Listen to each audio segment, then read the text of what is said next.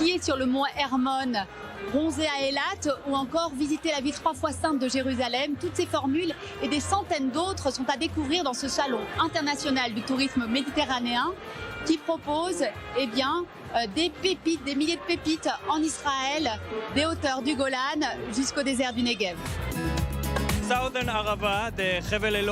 Le district d'Eilot, dans le sud de la Arava, est situé près d'Eilat. C'est une région désertique mais accueillante. Les touristes peuvent venir voyager dans ce désert magnifique et sauvage, tout en se sentant en sécurité. Il y a de nombreux sites archéologiques, les paysages sont absolument fantastiques. Nous avons des kibboutz et des villages pour vous accueillir.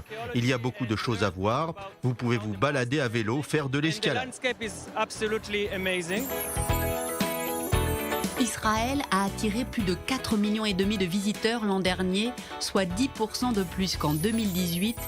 Pour le moment, le virus Corona, qui ne touche pas Israël, n'a pas d'impact sur les chiffres du tourisme. Nous ne cessons au fil des années de battre des records d'affluence et nous pensons que cela va continuer ainsi. Pendant des années, l'Office du tourisme a fait la publicité autour des villes de Jérusalem et de Tel Aviv. Mais maintenant, nous avons une grande opportunité avec le Negev, qui peut intéresser notamment le public européen qui souffre d'une terrible météo l'hiver. Nous avons du soleil toute l'année, d'Eilat à la mer Morte en passant par Masada et les cratères. De leur côté, les Israéliens sont de plus en plus nombreux à voyager à l'étranger grâce à la baisse des prix des vols, conséquence de l'accord ciel ouvert signé entre Israël et l'Europe il y a 7 ans. Plus de 50 destinations à travers le monde sont représentées dans ce salon.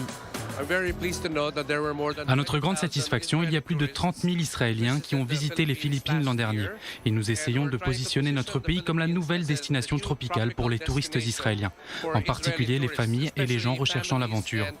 Nous avons plus de 7 600 îles à visiter et certaines d'entre elles sont les plus belles au monde. La France est la 3e destination favorite des Israéliens, avec un coup de cœur pour la région Auvergne-Rhône-Alpes. On enregistre à peu près 80 000 visiteurs israéliens dans notre région. Ça, c'était les chiffres de l'an dernier, 2019. On a à peu près 40 000 personnes qui transitent par l'aéroport de Genève pour venir dans nos Alpes françaises en vacances de ski. Et puis Lyon est la deuxième, qui est la capitale française de la gastronomie. C'est la 2e destination française après Paris. En 10 ans, le trafic a plus que doublé à l'aéroport Ben Gourion. Plus de 25 millions de passagers sont attendus pour 2020.